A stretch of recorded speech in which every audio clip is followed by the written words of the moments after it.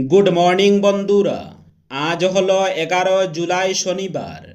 আজকের বরাক উপত্যকা তথা আসামের শ্রীভূমি, শিলচর, হাইলাকান্দি এবং ভারতের বিভিন্ন প্রান্তের আজকের সকালের বিশেষ বিশেষ খবরগুলি হল: বহুবিবাহে লিপ্ত কাউকে সরকারি প্রকল্প নয়, বরখাস্ত সরকারি কর্মীও। রাজ্যে বহুবিবাহ বন্ধ করতে অনেক দিন ধরেই অভিযান চালিয়ে যাচ্ছে সরকার। বিধানসভায় গৃহীত হয়েছে বহুবিবাহ প্রতিরোধী আইনও। তাছাড়া সদ্য বিধানসভায় গৃহীত হওয়া অভিন্ন দেওয়ানি বিধি সংক্রান্ত আইনেও রয়েছে বহুবিবাহ বন্ধ করার ব্যবস্থা। কিন্তু বহুবিবাহ বন্ধ করতে এবার কার্যকরী পদক্ষেপ নেওয়া হলো। প্রথমবারের মতো সরকারের ঘোষণা, বহুবিবাহে লিপ্ত কোনো পুরুষ সরকারি কল্যাণমূলক প্রকল্পের সুবিধা পাবেন না। দেশের মধ্যে প্রথম রাজ্য হিসাবে অসম সরকারই সম্ভবত এই ধরনের সিদ্ধান্ত নিল। শুধু তাই নয়, কোনো সরকারি কর্মচারীও যদি বহুবিবাহে লিপ্ত হন তাহলে চাকরি হারাতে হবে। শুক্রবার বাজেট ভাষণে একথা জানিয়েছেন অর্থমন্ত্রী জয়ন্ত মল্ল বড়ুয়া। তিনি বলেন, মহিলা সবলীকরণ এবং লিঙ্গ সমতা সুদৃঢ় করতে বহুবিবাহে লিপ্ত কোনো পুরুষ সরকারি প্রকল্পের সুবিধা পাওয়ার যোগ্য বিবেচিত হবে না।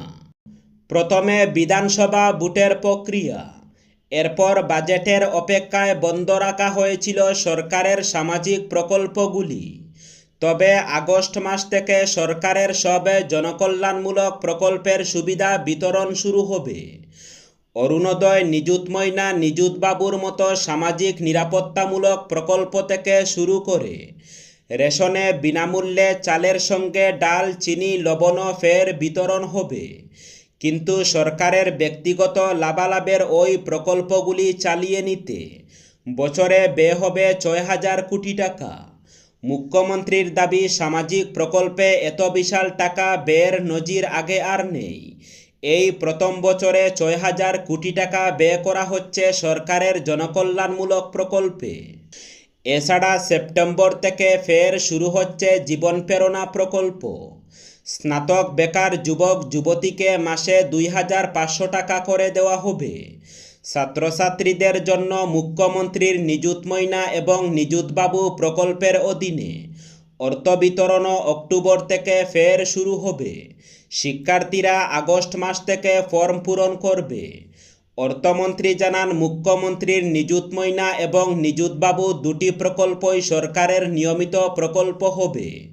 চলতি বছর বাণীকান্ত কাকতি পুরস্কার হিসাবে 18,000 শিক্ষার্থীকে স্কুটি প্রদান করা হবে। তবে আগামী বছর থেকে ওই প্রকল্প বন্ধ করার কথাও ঘোষণা করেছেন অর্থমন্ত্রী।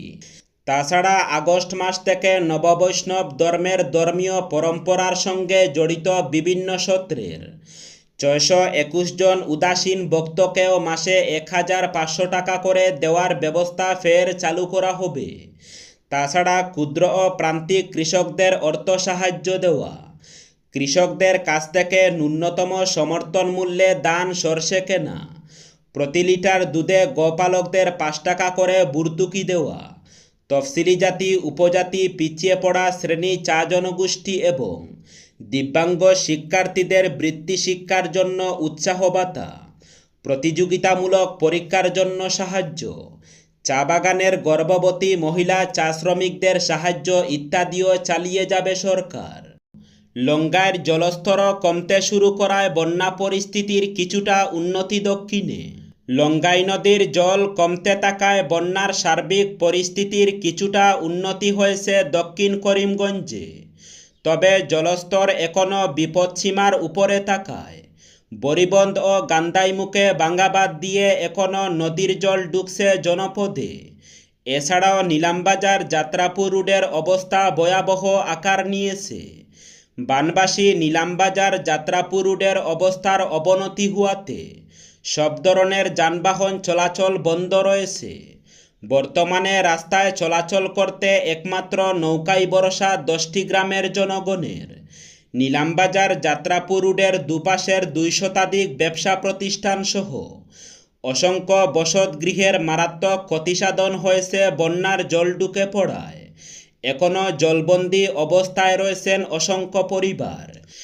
গান্ধাইমুখ ও বরিবন্দে বাঙ্গাবাদ দিয়ে গত দুদিন ধরেই অনবরত নদীর জল ঢুকে পার্শ্ববর্তী গ্রামগুলির 12টা বাজিয়ে দিয়েছে। গান্ধাইমুখ ছাড়াও রতনপুর, বরিবন, বেড়ারপাট্টা, বনুগ্রাম, আকবরপুর সহ 10টি গ্রামের অসংখ্য বসত বাড়ি, পুকুর, ফিশারি, মাছের খামার, শাইলদানের বীজতলা জলের তলায়। নদীর জল এখনও বিপদসীমার উপর দিয়ে বইছে, তবে শুক্রবার বিকেল থেকে নদীর জল কমতে শুরু করেছে। এতে বন্যার সার্বিক পরিস্থিতি কিছুটা উন্নতি হয়েছে। ভাতা পুনরায় চালুর দাবিতে সরব আসাম প্রতিবন্ধী এনজিও। প্রতিবন্ধীদের মাসিক ভাতা ও আর্থিক সহায়তা পুনরায় চালুর দাবিতে শুক্রবার শিলচরের জেলা প্রশাসকের মাধ্যমে রাজ্য সরকারের উদ্দেশ্যে স্মারকলিপি প্রদান করেছে আসাম প্রতিবন্ধী এনজিও সুনাই দনেহরি প্রথম খণ্ড। সংগঠনের উদ্যোগে এদিন প্রায় 40 থেকে 50 জন প্রতিবন্ধী ব্যক্তি জেলা প্রশাসকের কার্যালয়ে উপস্থিত হয়ে স্মারকলিপি জমা দেন। পাশাপাশি স্মারকলিপির অনুলিপি কাছাড়ের মন্ত্রী কৌশিক রায় এবং শিলচর লোকসভা কেন্দ্রের সাংসদ পরিমল শুক্লবৈদ্যের কাছেও পাঠানো হয়।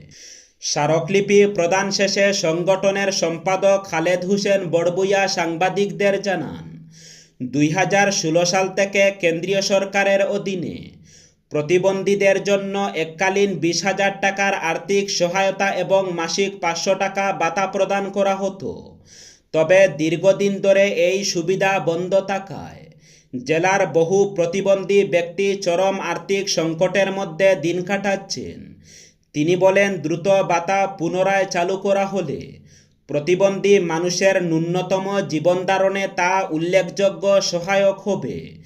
একই সঙ্গে তিনি সতর্ক করে বলেন, এই ন্যায্য দাবির প্রতি সরকার ইতিবাচক সাড়া না দিলে আগামী দিনে গণতান্ত্রিক উপায়ে বৃহত্তর আন্দোলনের কর্মসূচি গ্রহণ করা হবে।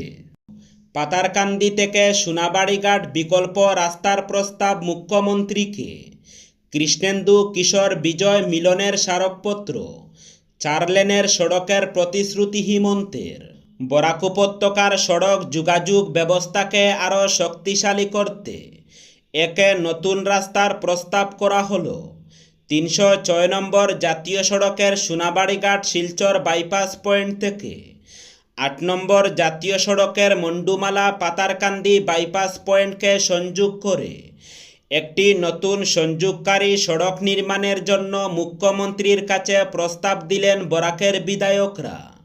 প্রস্তাবিত ওই সড়ক নির্মিত হলে কাছাড় শ্রীভূমি এবং হাইলাকান্দির মধ্যে সরাসরি ও দ্রুত সড়ক সংযোগ স্থাপিত হবে। শুক্রবার মুখ্যমন্ত্রী হিমন্ত বিশ্ব শর্মার সঙ্গে দেখা করে লিখিতভাবে ওই নতুন সড়ক নির্মাণের প্রস্তাব দিয়েছেন জনস্বাস্থ্য ও কারিগরি মন্ত্রী কৃষ্ণেন্দু পাল।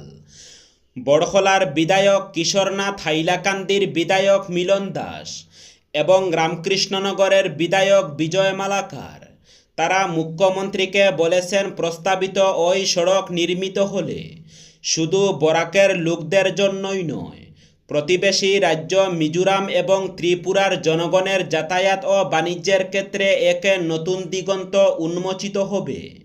আসাম বিশ্ববিদ্যালয়ে ভর্তি প্রক্রিয়াকে কেন্দ্র করে সামাজিক মাধ্যমে ছড়িয়ে পড়া বিভ্রান্তকর প্রচার এবং কিছু অভিযোগের প্রেক্ষিতে শিক্ষার্থী ও অভিভাবকদের সতর্ক থাকার আহ্বান জানিয়েছে বিশ্ববিদ্যালয় কর্তৃপক্ষ।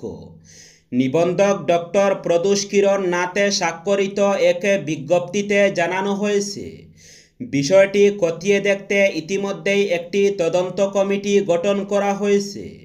বিজ্ঞপ্তিতে এও বলা হয়েছে, বিশ্ববিদ্যালয়ের বিভিন্ন বিভাগের ভর্তির নামে কিছু অসাধু ব্যক্তি নিজেদের প্রভাব খাটানোর দাবি করে অর্থ আদায়ের চেষ্টা করছে।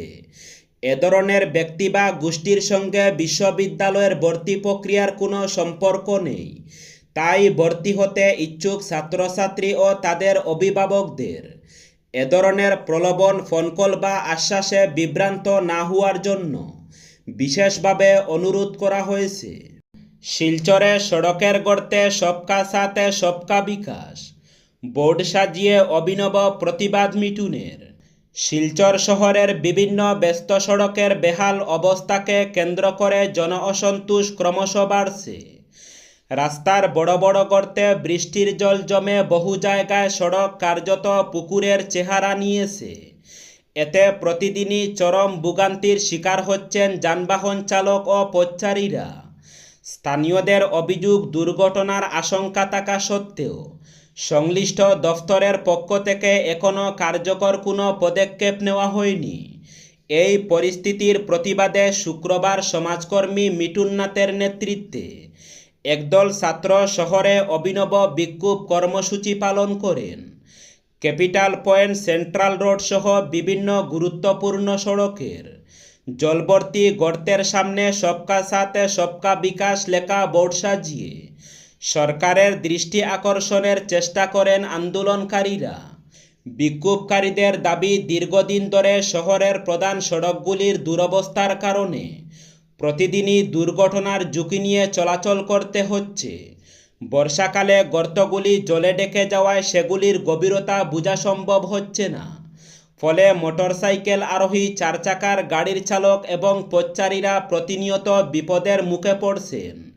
আন্দোলনকারীদের অভিযোগ, একাধিকবার বিষয়টি সংশ্লিষ্ট দফতরের নজরে আনা হলেও স্থায়ীভাবে রাস্তা সংস্কারের কোনো উদ্যোগ নেওয়া হয়নি। তারা অবিলম্বে শহরের ক্ষতিগ্রস্ত সড়কগুলির সংস্কার এবং নিরাপদ যাতায়াতের ব্যবস্থা করার দাবি জানান। পাশাপাশি দ্রুত পদক্ষেপ না হলে আগামী দিনে আরও বৃহত্তর আন্দোলনের হুঁশিয়ারিও দেন বিক্ষোভকারীরা।